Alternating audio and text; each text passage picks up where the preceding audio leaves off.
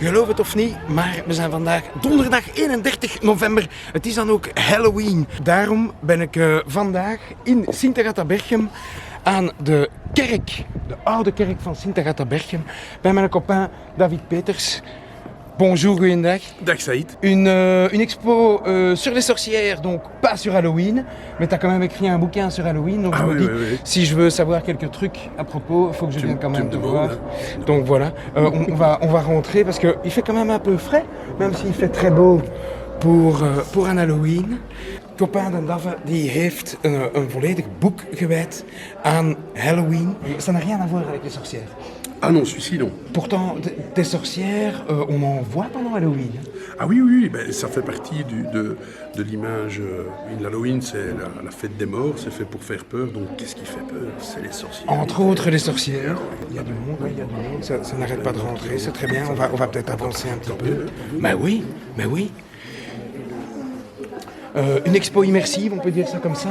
On apprend plein de trucs sur les sorcières, mais aussi autour des sorcières. Tout à fait. Ben, l'époque où ça s'est passé, on s'imagine toujours que ça fait partie du Moyen-Âge, que la chasse aux sorcières a eu lieu au Moyen-Âge. Eh bien, pas du tout, elle a eu lieu à l'époque de la Renaissance.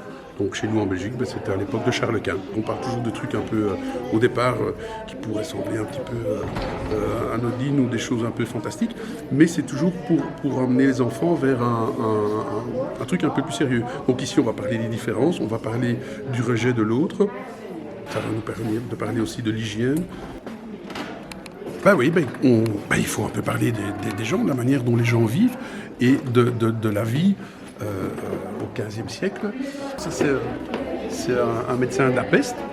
On était persuadé que les maladies venaient des miasmes, donc venaient de choses qui se promenaient dans l'air. Donc ils avaient un masque dans lequel on mettait des herbes aromatiques. On était persuadé qu'en étant habillé comme ça, on n'allait pas attraper les maladies. La bonne femme qui pouvait être la coucheuse, qui pouvait être la sage-femme, qui pouvait être la femme chez qui on allait quand on voulait, parce qu'il faut pas ne faire qu'embellir la sorcière. Ça pouvait être aussi la femme chez qui on allait quand on voulait empoisonner son père, si on voulait toucher l'héritage, et puis qu'on se disait, ben non d'un chien, ça reste duré. Et à l'époque, on était persuadé que le diable existait, donc on était persuadé qu'elles avaient fait un pacte avec le diable et que tout ce qu'elles arrivaient à faire, c'était grâce au diable. Ben ça a permis à l'Inquisition et à d'autres de brûler pas mal de monde. Hein. Le diable, c'était la bonne excuse. Hein, je veux dire, Il est derrière toi.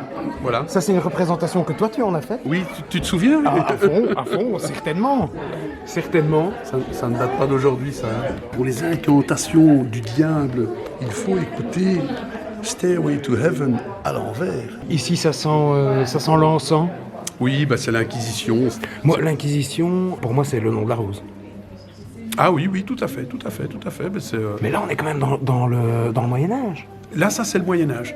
Mais l'Inquisition n'a pas été inventée pour les sorcières. Hein. L'Inquisition, elle existe depuis bien avant. Ça, c'est pour ton film de Halloween de ce soir, ça. Oui, voilà.